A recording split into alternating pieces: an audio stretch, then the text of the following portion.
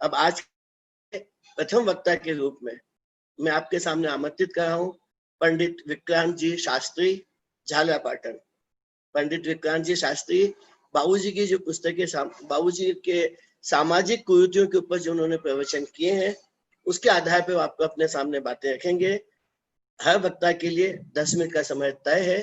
कृपया समय को ध्यान में रखकर ही समय का उपयोग करें। विक्रांत जी के बारे में थोड़ा सा मैं बोलना चाहता हूँ।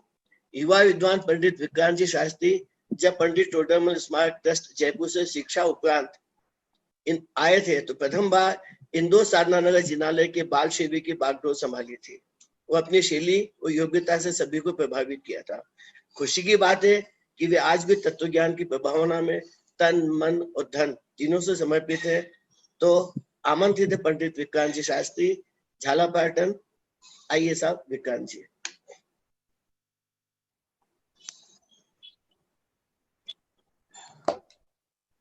ओम नमः सिद्धेभ्य। जो चेतन के भीतर झांका उसने जीवन देखा, बाकी ने तो खींची रे परितप्त तटों पर रेखा।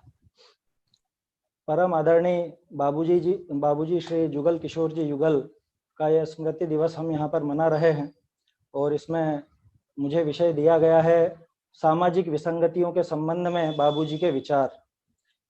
जब हम बात करते हैं सामाजिक विसंगतियों के संबंध में बाबूजी के विचार, तो इसको दो तरह से हम देखना चाहेंगे, दो तरह से इसको समझ सकते हैं। एक तो जो बाबूजी ने हमको बताया खुद अपने मुंह से बोल करके, और दूसरा वो कि जो दुष्प्रवृत्तियों के बारे में बाबूजी ने मुंह से नहीं बोला, लेकिन उनके जीवन को देखकर हम उससे हमारी स्वयं की तुलना कर सकते हैं। हम स्वयं को तोलें कि हम में कैसी दुष्प्रवृत्तियां हैं, बाबूजी के जीवन को देख करके हम में क्या कमियां हैं, उन कमियों को भी हम दूर करने का प्रयास करें। इसके लिए ये छोटा सा प्रयास हम कर रहे हैं। और काफी सारे विषयों पर बाबूजी बोला करते थे। समाज में जो विसंगतियां होती हैं, समाज में जो कुरीतियां फैलती हैं, कुरीतियां शब्द सुनने में ऐसा लगता है कि कुछ अलग से कुछ पद्धतियां नजर आएंगी, लेकिन आज कुरीतियां ऐसी है जो नजर नहीं आती, लेकिन वो अपने अंदर व्याप्त हैं। और अपने अंदर का मतलब हम स्वाध्यायी लोगों में, मुमुक्षु लोगों में ये सब व्याप्त हो चुकी हैं। उनके बारे में बाबूजी खुलकर बोला करते थे, ध्यान दिलाया करते थे। तो इसको दो भागों में विभक्त मैंने किया है। समय चूंकि कम है इसलिए थोड़ा जल्दी भी बोलूंगा, आप सब ध्यान से सुने।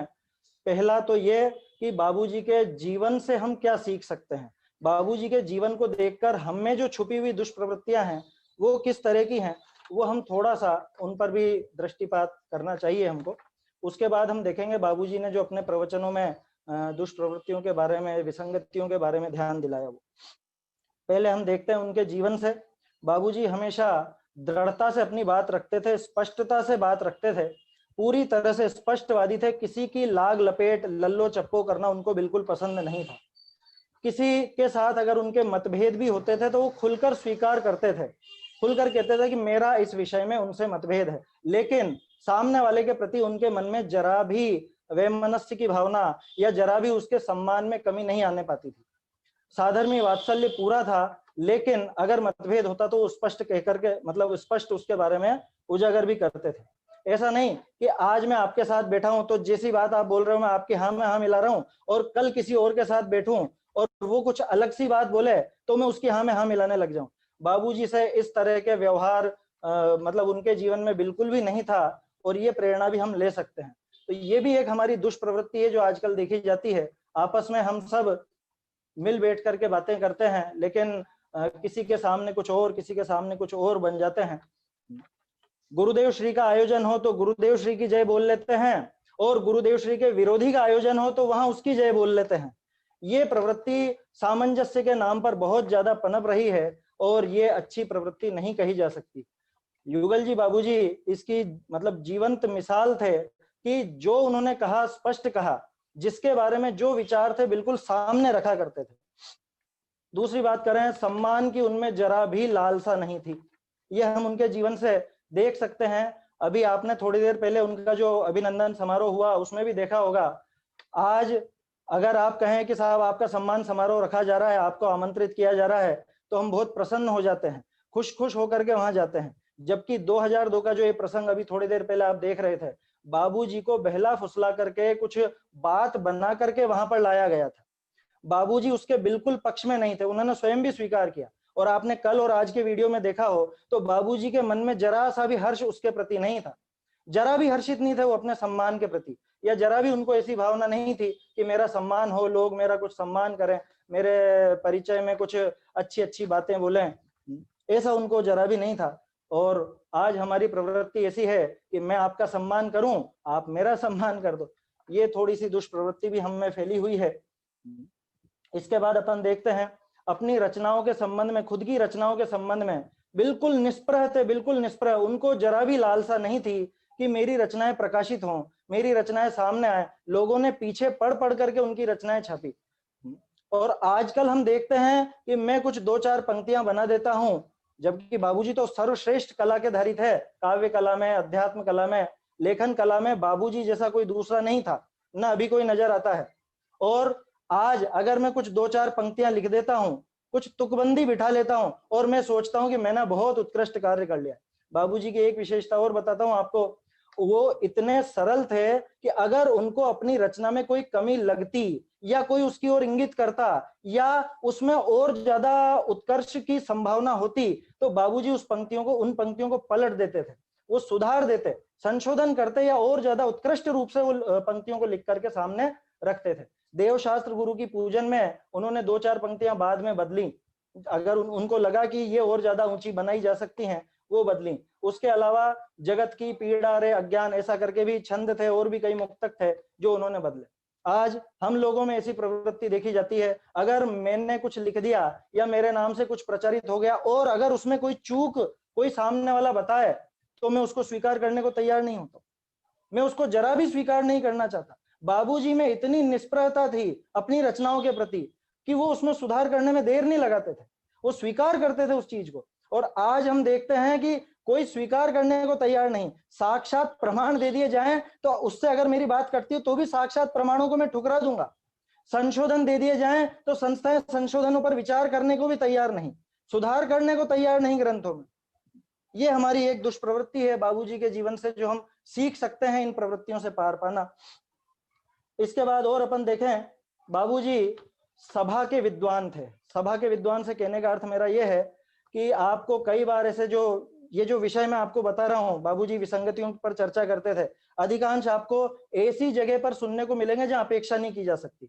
समय सार की गाथाएं चल रही हैं और बाबूजी वहां पर ये व्यवहार का विषय लिए हुए हैं। 320 गाथा चल रही है, नियम सार की गाथाएं चल रही है और बाबूजी ये व्यवहार का विषय समझा रहे हैं। क्यों? वो सामने देखा करते थे कि सामने वाले व्यक्ति की योग्यता कितनी है, सामने वाले व्यक्ति को मतलब उसकी भूमिका क्या है।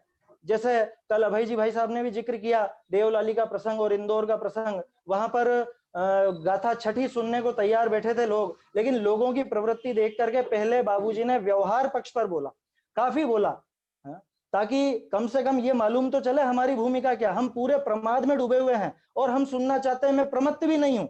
बाबूजी इन चीजों पर बहुत जोर दिया करते थे। इस तरह से काफी सारी चीजें हम बाबूजी से सीख सकते हैं। समय बहुत तेजी से भाग रहा है, अब मैं आपको उन बातों पर ध्यान दिलाता हूं जो बाबूजी अपने प्रवचनों में इंगित किया करते थे। हमारी प्रवृत्तियां देखकर 40-50 साल से हम अध्यात्म के श्रोता हैं, अध्यात्म के पाठी हैं, लेकिन हमारे जीवन में वो अध्यात्म उतर नहीं पाता है। बातें तो करते हैं लेकिन ऊपर से हमारा आचरण बिल्कुल खोखला नजर आता है। बाबूजी अध्यात्म के तल स्पर्शी, बिल्कुल उसकी गहराई तक जाने वाले विद्वान तो थे ही सही, लेकिन आचरण की ऊंचाइयां भी उन्होंने हमें दी हैं, वो हमको स्वीकार करनी चाहिए। ज्यादा समय नहीं है इसलिए मैं आपको बाबूजी की एक क्लिपिंग जो मेरे पास थी, समय सार गाथा 96, उस पर तीसरा प्रवचन था, उसके अंदर मैं आपको बाबूजी के बोले हुए वाक्य हूबहू मैं आपको सुना रहा हूं। उससे आप समझ सकते हैं कि कितनी हमारे प्रवृत्तियां बिगड़ चुकी हैं या कितने हमको सुधार की आवश्यकता है। बात थोड़ी कड़वी हो सकती है, कड़क हो सकती है, कोई लोग असहमत भी हो सकते हैं, लेकिन मैं इसके लिए क्षमा नहीं मांगूंगा, क्योंकि इसके लिए क्षमा मांगना बाबूजी का खुद का अपमान होगा। मैं पंक्तियां बोलता हूं बाबूजी के स्वयं मुंह से बोली हुई, आप सुन सकते हैं। एक काम तो पूरा हो गया, अभी दूसरा काम बाकी है, अभी तीसरा काम बाकी है। एक काम तो हो गया, मुमुक्षु मंडल बन गया, अब स्वाध्याय भवन बनाना है, उसके बाद कोई धर्मशाला बनाना है, उसके बाद कोई जिनालय, कोई मंदिर बनाना है अथवा कोई बंगला बनाना है। कर्ता कर्म वाले जीव का सिर हमेशा भारी रहता है, वो पागल है, पागल पूरे जीवन भर। आज का जो व्यक्ति है सुनने में तात्विक है और भीतर से अंतर में जो उसका अंतरात्मा है वो पूरा का पूरा व्यावसायिक है, उसको 24 घंटे व्यवसाय के विकल्प रहते हैं। अर्थोपार्जन हो गया है, अर्थ धर्म में भी घुस गया है, धर्म में उसने नाना रूप बदल लिए हैं, नाना प्रकार की बातें धर्म में भी होने लगी हैं, मुमुक्षु लोगों में भी होने लगी है। ये बाबूजी के शब्द हैं। मुमुक्षु लोग भी जहां आवश्यकता नहीं है वहां पंच कल्याणक कराएंगे, जहां आवश्यकता नहीं है वहां विधान कराएंगे, जहां आवश्यकता नहीं है वहां पर निर्माण कराएंगे, और निर्माण कराकर लोगों से करोड़ों रुपया किसी भी तरह से किस तरह से बहका कर फुसला कर अपने व्यक्तित्व से अपने प्रभाव से आकर्षित करके इकट्ठा करेंगे, सारा जीवन इसमें लगा देंगे। अगली और पंक्तियां हैं, धर्म में आज एक समारोह की जो संस्कृति चली है, समारोह ही समारोह, विधान भी हम करते हैं तो इंद्र इंद्राणी बिना हमारा काम नहीं चलता, इंद्र इंद्राणी बने बिना हम पूजन करने को तैयार नहीं, इंद्र इंद्राणी भी जोड़े में बैठेंगे, वहां शील की मर्यादाओं के ऊपर बिल्कुल विचार नहीं रहता है। बाबूजी के शब्द कहूं आपको, इंद्र और इंद्राणी बनने की, भगवान के माता पिता बनने की रंच मात्र भी तमीज नहीं है, थोड़ा भी उसमें हम विचार नहीं करते। मतलब जोड़े से बैठकर पूजन करना या अन्य अन्य और बातें, बहुत सी बातें, बाबूजी को बहुत पीड़ा थी इन चीजों की। बोलते थे क्यों नहीं हम ऐसी व्यवस्था करते कि जिसमें पूरे शील और ब्रह्मचर्य की रक्षा हो, ऐसा हम क्यों नहीं करते? नहीं करते, हमारी बुद्धि में पूरा व्यवसाय छाया हुआ है। बोलियों के बारे में बोलते थे, घोषणाओं के बारे में बोलते थे, कहते थे बाबूजी की जैन दर्शन जैन संस्कृति सबसे उज्जवल है, उसमें जरा सा भी दाग बर्दाश्त नहीं किया जा सकता। हमारा जो समाज है, बाबूजी की जो अंतः प्रेरणा थी वो मैं आपको बताता हूं 2 पंक्तियों में।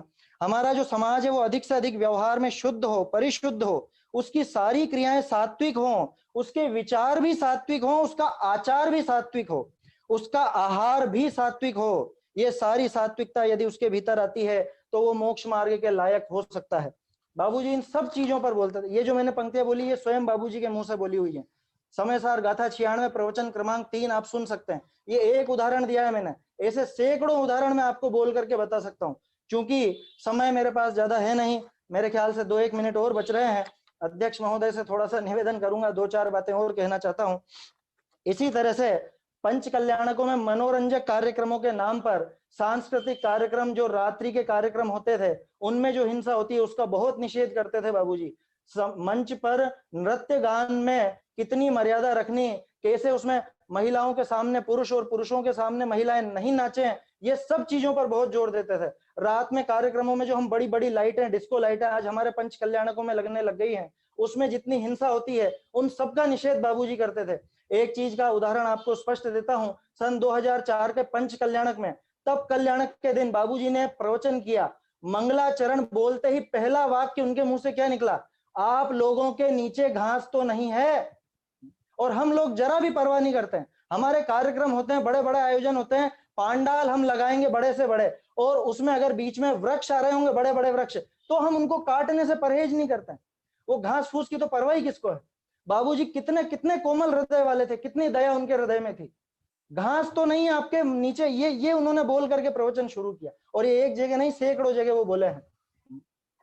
तो ऐसी कई चीजों पर बाबूजी बोलते थे, ग्रहित मिथ्यात्व पर बहुत प्रहार करते थे। जो ये फर्जी त्योहार हैं हमारे, रोड तीज है, या समझ लीजिए सुगंध दशमी आदि हैं, या और भी बहुत सी चीजें, दशहरा, दिवाली, दीपावली, पर्युषण, ये 2 शब्दों के खिलाफ थे बाबूजी, साफ साफ बोलते थे। लेकिन आज हमारे विद्वान इसकी जरा भी परवाह नहीं करते हैं, उसमें तर्क कुतर्क लगाने लगते हैं कि अरे इसमें क्या हो गया, उसमें क्या हो गया। अब वो इतनी बहस का समय यहाँ पर है नहीं, लेकिन बाबूजी बहुत बहुत बारीकी से, जितनी बारीकी से उन्होंने अध्यात्म पिलाया है, उतनी ही बारीकी से आचरण पर भी ध्यान दिया करते थे बाबूजी।